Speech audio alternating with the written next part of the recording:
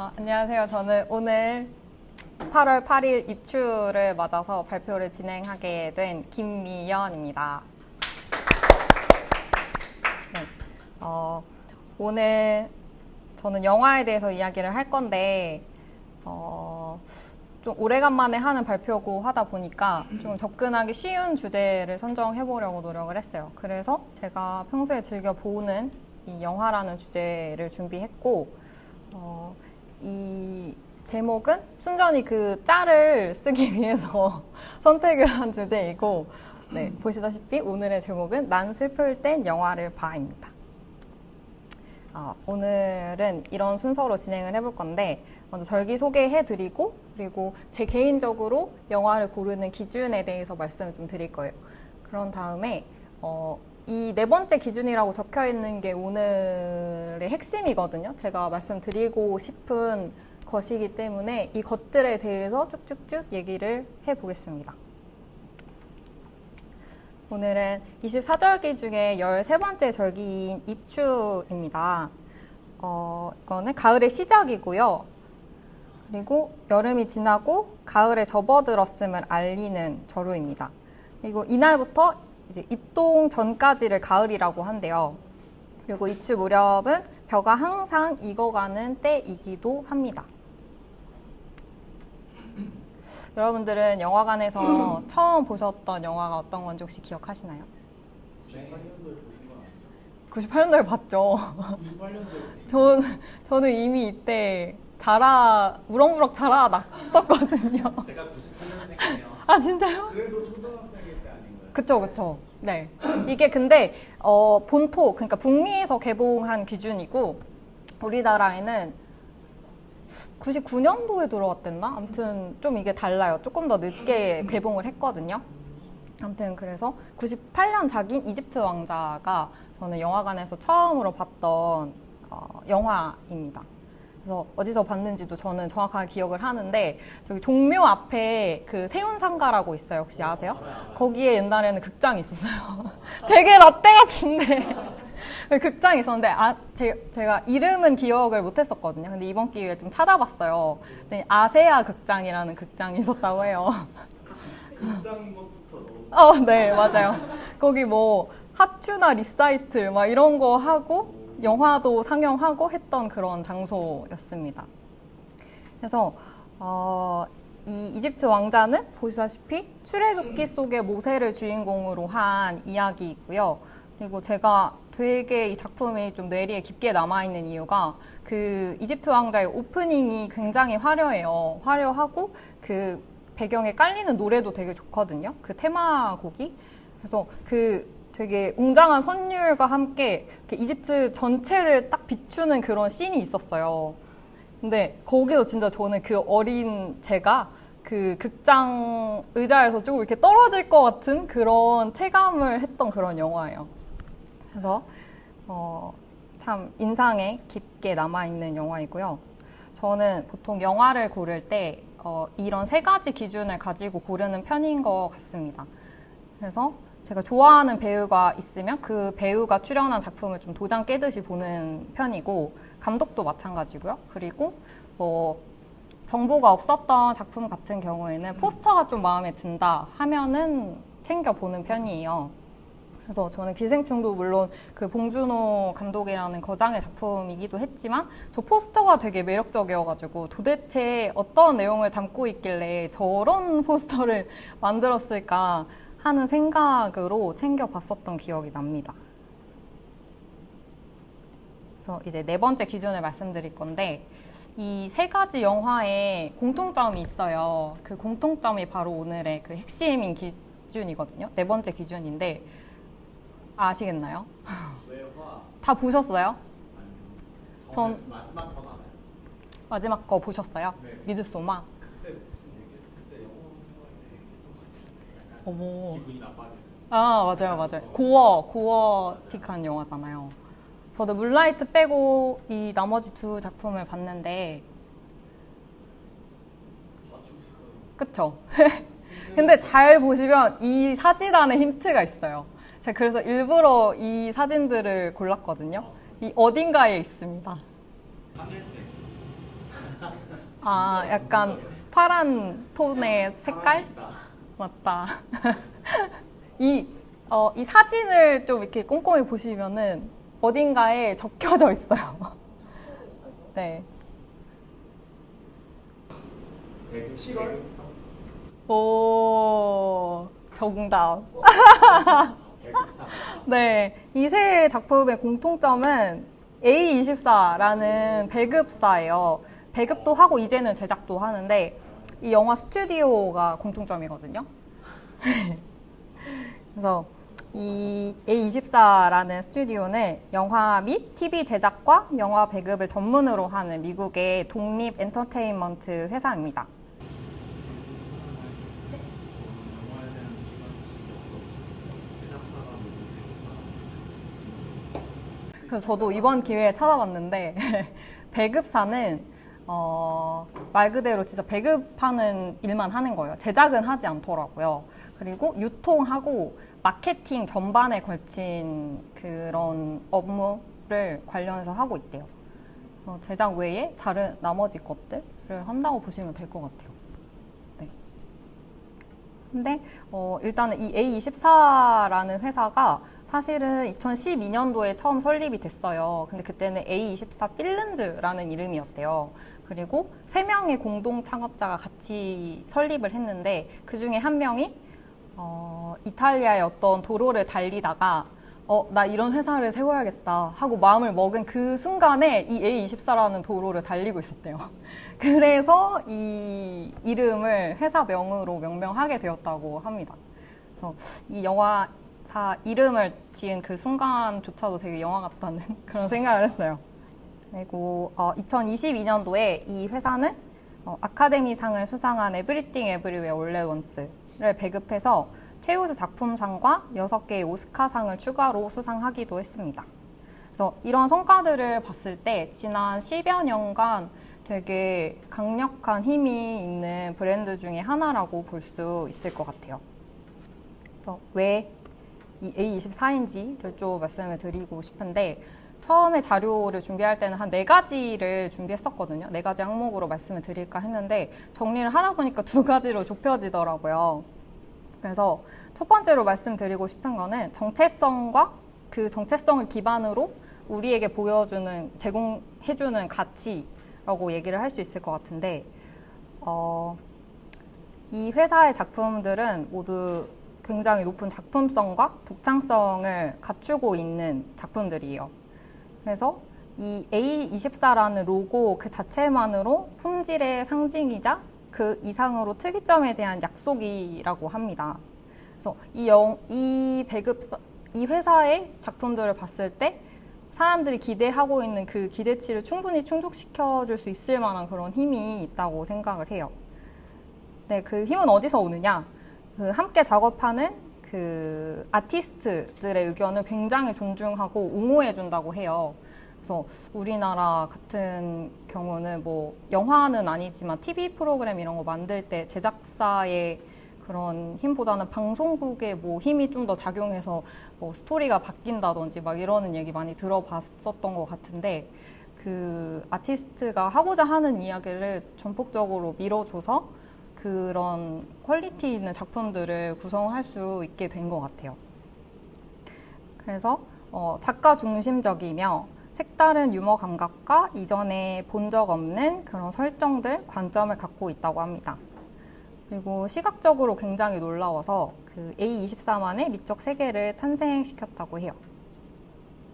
그래서 이 모든 점들을 봤을 때 이 회사가 2016년까지는 배급사에 불과했거든요. 2016년부터 제작을 시작했기 때문에 이런 발자취를 봤을 때 되게 놀라운 점입니다.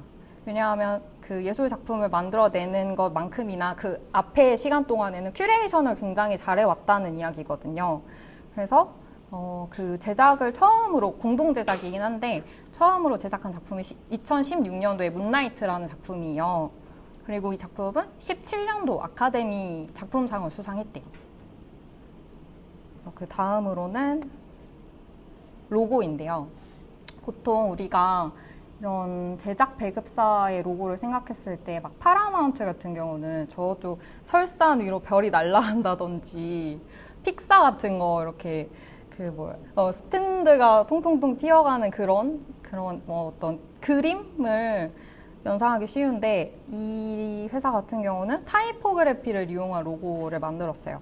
그래서 약간만 변주를 줘도 굉장히 다양한 형태의 연출을 할 수가 있다는 거죠. 그래서 네, 이것들을 가지고 이제 각 영화 작품마다 다른 그 프리롤 애니메이션을 보여주고 있습니다. 그래서 이거는 그 프리롤 애니메이션 모음집이에요. 그래서 저는 이거 미드소마다. 그래서 몇 가지는 알겠는데 다른 건 잘 모르겠더라고요. 네. 그래서 궁금하시면 나중에 한번 찾아보셔도 좋을 것 같아요. 그리고 이런 로고를 웹디자인뿐만 아니라 회사 내외부 자료로도 많이 활용을 하고 있다고 해요. 그리고 참 브랜딩을 잘했다는 생각이 들더라고요. 그 공식 홈페이지에 가보면 진짜 되게 멋있어요. 홈페이지가 엄청 미니멀하고 요즘 사람들이 뭘 원하는지 진짜 잘 알고 있다는 느낌이 들거든요. 네, 굉장히 트렌디해요. 트렌드에 밝습니다. 그리고 이들이 다음 타겟으로 설정을 한 게 뭐 시대의 흐름이겠지만 밀레니얼 세대하고 젠지라고 해요. 그래서 그들은 또 되게 자기를 이렇게 표현하는 거에 거리낌이 없는 세대이기도 하잖아요. 그래서 이런 MD 사업을 엄청 활발하게 하고 있더라고요. 그리고 미국의 특징이라고 저는 알고 있는데 그런 본인들이 입는 티셔츠에 막 이렇게 좋아하는 그런 운동팀? 응원하는 팀의 그런 마크가 박혀있는 티셔츠 많이 입고 본인들의 그런 정체성을 드러내는 옷 많이 입는다고 저는 들었거든요. 그런 면에서 굉장히 전략적으로 좋은 마케팅을 하고 있지 않나 생각이 됩니다. 이쯤 되면은 약간 어떤 영화들이 있을까 조금 궁금해지실 것 같아요. 궁금하시죠? 그래서 당신이 A24의 영화를 보고 있다는 5가지 신호를 좀 알려드릴게요. 그래서 이거를 보시고 작품들을 보다 보면 혹시 이것도 A24의 제작 작품이 아닐까? 이런 생각이 드실 수도 있을 것 같아요. 첫 번째는 틀에 얽매이지 않는 화면 빙의다. 지금 고스트 스토리라는 작품을 가지고 왔는데 저도 이 영화는 아직 보지 못했거든요. 그런데 이 영화에서는 저희가 일반적으로 보는 어떤 영화의 비율이 아니라 이 오른쪽 이미지 보시면 왼편 하단에 저 4:3 비율을 확인하실 수 있을 거예요. 저 4:3 비율로 영화가 처음부터 끝까지 간다 그래요. 그래서 이 고스트 스토리의 그런 줄거리를 조금 알면 좀 더 이해가 쉬우실 텐데 교통사고로 세상을 떠난 후 사랑을 기억하기 위해 유령이 되어 연인 곁을 떠도는 시의 시점에서 보는 연출이라고 합니다. 그래서 보다시피 저런 천을 뒤집어 쓰고 나오나 봐요. 저도 안 봐서 잘 모르겠는데 근데 눈 쪽이 뚫려 있더라고요. 다른 사진을 보니까. 그래서 네, 그 좁은 시야를 연출하기 위한 그런 화면 비를 썼다고 해요. 그리고 또 어떤 작품은 중간에 한 3번 정도? 2번 정도 화면 비가 바뀐대요. 영화 도중에. 그래서 그런 연출에 있어서 틀이 없다는 거? 네, 그런 게 특징이라고 합니다. 그리고 다음은 배우가 아닌 사람들. 그래서 이 가운데 여자분이 아카피나라는 한국계, 중국계, 미국인 배우인데 네, 왜냐하면 아버지가 중국계고 어머니가 한국계랬나? 섞여 있다고 해요. 그래서 그런 미국인 배우인데 이 배우를 제외한 나머지 사람들은 일반인이라고 해요. 그래서 이 회사의 어떤 전략이기도 한데 유명 배우 한 명을 캐스팅한 뒤에 그런 나 자신을 이렇게 드러내 보일 수 있는 사람들로 나머지 배역들을 채운다고 합니다. 근데 진짜 완전 제로 베이스의 일반인은 아닌 것 같기도 해요. 왜냐하면 다른 플로리다 프로젝트 같은 작품을 보면은 거기서 그 주인공 아이의 어머니로 나오는 역할도 연기 경력이 없다고 저는 알고 있거든요. 근데 뭐 본인 나라에서 모델 경력이 있나? 아무튼 조금 그래도 엔터테인먼트계에 좀 발을 담그고 있었던 사람들 중에서 캐스팅을 하는 것 같더라고요. 네. 그리고 다음으로는 오싹한 새입니다. 그래서 이 오싹할 수 있는 동물 유형의 경계를 넓혔대요. 그래서 사악한 염소, 불안을 유발하는 개, 어린 양 같은 이 동물들이 나오는데 핵심격으로 이야기할 수 있는 동물은 이 새라고 해요.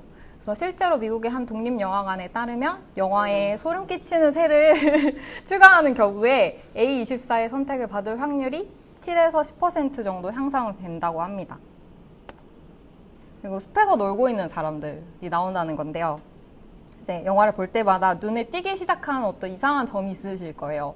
그래서 어떤 캐릭터가 숲에서 막 놀고 있는 특징을 가졌다 싶으면 A24의 영화일 수 있다는 거죠.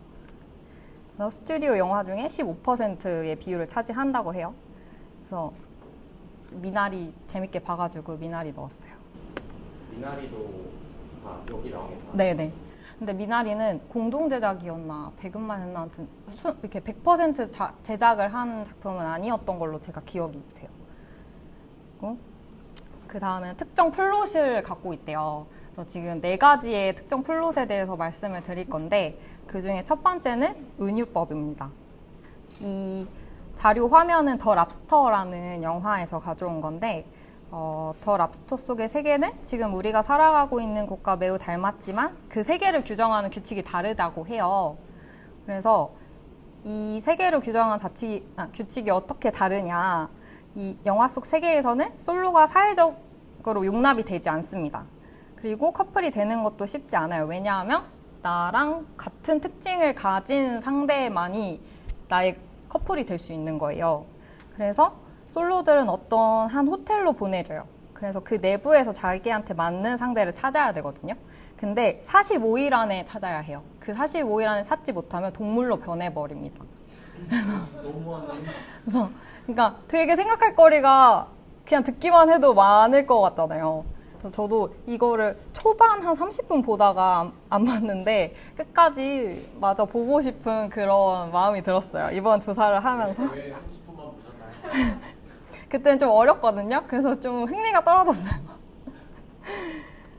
그리고 다음은 중년 여성이 겪고 있는 일에 대하여입니다. 이거는 Everything Everywhere All at Once라는 작품을 예로 들 수 있을 것 같은데 동양계 이민자인 이 중년 여성이 삶 속에서 처한 위기 상황을 어떻게 판타지적인 그런 연출로 잘 풀어서 저희에게 선사해주는 그런 내용이거든요. 그리고 다음으로는 대미 제국의 부스러기. 이게 제가 미국 어떤 아티클을 번역해서 좀 발표 자료로 만들다 보니까 어떻게 번역을 해야 될지 약간 어려운 거예요. 왜냐하면 거기서 렉티지라는 잔해라는 단어를 쓰는데 그냥 딱 팝하고를 돌려보면 아메리칸 제국의 잔해를 조사해보자. 약간 이런 제목이었어요. 근데 무슨 말을 하고 싶은지는 알겠는 거죠. 그래서 대미 제국의 부스러기 해서 약간의 어떤 비꼼을 좀 넣어보려고 만든 제목인데 이 플로리다 프로젝트라는 작품이거든요. 근데 사실 이 단어는 1960년대에 생겨난 단어라고 해요. 그래서 당시 디즈니월드랑 그 주변에 숙박시설을 건설하는 걸 일컫는 단어였으나 현재는 정부가 집 없는 사람들에게 지원금을 보조금을 지원하는 걸 일컫는 말로 변질돼서 이중적인 의미를 갖고 있다고 합니다. 그래서 이 영화는 플로리다주 올랜도의 디즈니월드 근처에 있는 모텔촌에 살고 있는 사람들의 이야기인데요. 주인공 6살 무니, 저 무니는 싱글맘인 엄마 헨리와 어려운 환경 속에서도 씩씩하게 지내는 아이입니다. 영화 후반부에 이 무니가 정부의 조치로 엄마랑 생이별을 해야 돼요. 근데 그런 상황에서 무니가 정말 절친하게 지냈던 그 모텔촌에서 같이 살고 있는 친구에게 작별 인사를 하러 갔다가 그 친구가 이제 보다 못해서 무니가 너무 안타까웠는지 무니 손을 잡고 디즈니랜드로 도망을 치면서 영화가 끝나거든요. 근데 거기서 무니가 처한 상황과 이 디즈니랜드라는 이미지가 굉장히 대비되면서 그 어린 무니가 어떤 마음이었을까 조금은 공감을 할 수도 있었던 것 같아요. 그래서 좀 먹먹했던 그런 영화였습니다. 그래서 이렇듯 영화는 사회적 약자에 굉장히 무관심한 그런 미국 정부의 모순을 비판하고 있습니다. 그리고 다음으로는 마지막 플롯인데요. 진정한 행복은 사탕을 통해서 발견됨. 이 미드소마를 갖고 왔는데 여기서 이게 엔딩 장면이었더라고요. 저도 예전에 봐가지고 기억이 잘 안 났는데 그래서 이 주인공이 불행한 사건으로 인해서 큰 슬픔에 빠져 있다가 친구의 초대를 받아서 이 90년에 한 번씩 9일간의 하지 축제가 열리는 스웨덴의 작은 마을에 방문해서 겪는 일을 다루는 내용이라고 해요. 그래서 저는 이 엔딩을 이 사이비 종교에 동화되면서 자기의 어떤 슬픔이 치유가 되는 그런 결말이라고 생각을 했어요. 왜냐면 되게 벗어나고 싶어 했었잖아요. 그 영화에서. 저 공간의 말이죠. 네네네네. 네. 근데 결국에는 이 메이퀸이라는 거에 본인이 이렇게 선정이 되면서 뭔가 그냥 이 환경을 받아들이고 그냥 같이 살아가는 그런 엔딩이었던 것 같은데 그래서 이런 엔딩만으로도 되게 생각해볼 여지가 많은 그런 영화라고 생각이 됩니다. 스포가 꽤 크군요. 또 근데 이건 이 말로 제가 전달드린 내용이 다가 아니에요. 굉장히 그 중간중간 뭐 굉장히 많기 때문에 네. 충분히 이렇게 듣고 보셔도 되게 와 싶으실 거예요. 네. 그래서 이 베리 젠킨슨이라는 영화 감독이 문라이트를 만든 영화 감독이거든요. 이분이 이렇게 얘기를 하셨대요. 그래서 네, 저는 그 A24의 영화들이 뭔가 새롭다. 그리고 그 밖에 전형적인 어떤 독립 영화들과는 한 끗 차이로 다르다라는 의견에 굉장히 동의하는 바입니다. 근데 그렇지만 이 A24 자체를 장르라고 이야기하는 거에는 좀 반대하신다고 해요. 이 감독님은. 왜냐하면 A24의 영화라는 게 곧 관객들로 하여금 이 영화들은 전부 다 비슷비슷한데 이렇게 느끼게 할 수 있기 때문에 좀 지양해야 된다고 말을 하시더라고요. 그래서 우리가 봐야 될 점은 A24의 영화들이라서 비슷한 게 아니라 A24는 자신들의 로고 아래에서 이런 독특함을 펼쳐 보일 수 있도록 하는구나. 이 영화들은 여타 다른 작품들과는 달리 신선하고 만든 이의 목소리 그 자체이구나 라는 시선으로 봐야 된다고 생각합니다. 제가 구독하는 OTT 플랫폼에서 A24를 검색해봤어요. 네, 왼쪽은 웨이브고 오른쪽은 넷플릭스인데 이렇게 검색 결과들이 보여지거든요. 그래서 이렇게 저희가 하루하루 빠르게 흘러가는 시대를 살고 있잖아요. 그래서 이번 주말에는 그런 60초 단위로 끊어지는 영상에서 좀 벗어나서 이 영화들과 함께 사유해보는 시간을 가졌으면 좋겠습니다.